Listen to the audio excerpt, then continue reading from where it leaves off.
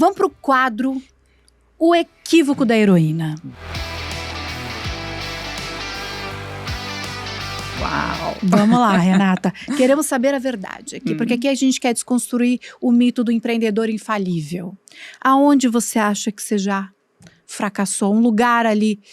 Como que você lida com isso? Olha, sem dúvida nenhuma, para que a gente deixe impacto mesmo, a gente tem que, às vezes, até errar mais, né, do que o que a gente gostaria, né? Claro que no balanço a gente acerta mais do que erra, mas para a gente acertar mais do que errar, a gente não pode ter medo, né, de falhar.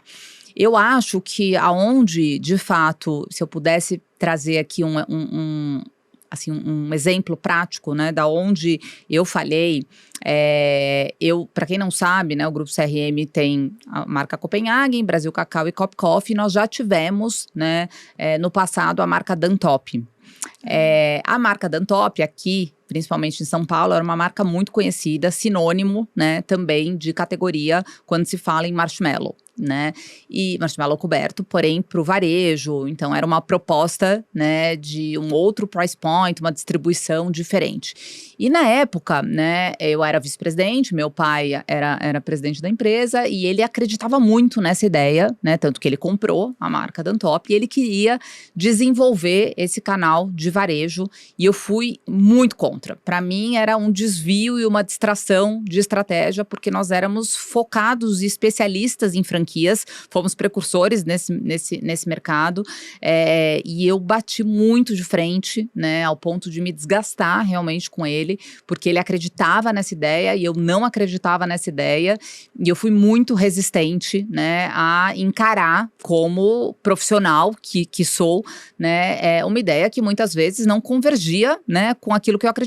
E quantas vezes depois dali, né, eu tive que também encarar outras, né, ideias e necessidades do business que muitas vezes não é o que eu acredito, né, mas eu não soube aproveitar o aprendizado que essa experiência de divergência, né, me trouxe. Eu perdi muito tempo, né, tentando fazer prevalecer a minha opinião e o meu conceito sobre aquilo, e eu falo que talvez o que tenha me moldado, né, hoje quando eu olho para trás, é que hoje eu adoro essa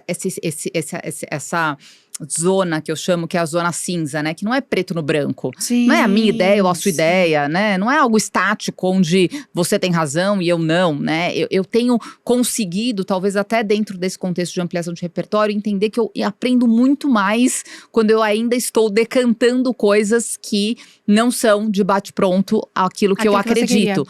Então, entender por trás, né, de outros empreendedores, de pessoas da minha equipe que têm pontos de vista diferentes, né? O que é que eles estão vendo de valor que eu ainda não consegui ver? E como que eu reelaboro isso, né? Para mim e para a companhia. Então, eu acho que esse foi o meu maior erro. Eu perdi muito tempo tentando brigar com o espelho ali.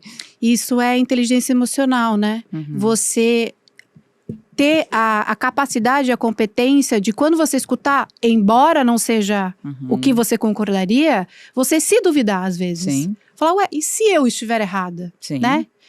Não, e se eu estiver certa e tiver que seguir por um caminho que não é o meu de preferência, né? Tanto que depois, passados, sei lá, 2, 3 anos que a gente embarcou na recomendação dele como presidente da empresa, e aí sim, eu acho que também essa é uma característica que eu considero muito positiva, né? Porque quando eu dou o meu commitment para você, acreditando ou não na ideia, eu tô 100% embarcada e vamos fazer. E a gente fez tudo para dar muito certo, e não deu certo.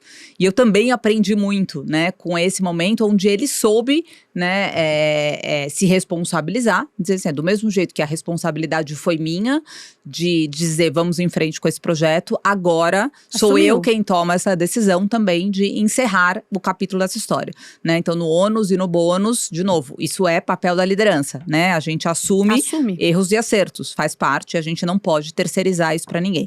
Então ele falou, eu agradeço todos aqui, né, os que acreditaram mais, os que não acreditaram tanto, estiveram 100% embarcados nesse projeto, se dedicaram, e eu tô tomando a decisão agora de parar esse capítulo dessa história por aqui, voltar, colocar foco no core, e tudo bem, né? De novo, ele acertou muito mais na vida do que errou, e soube também ensinar muito pra gente como é que a gente faz pra saber a hora de parar.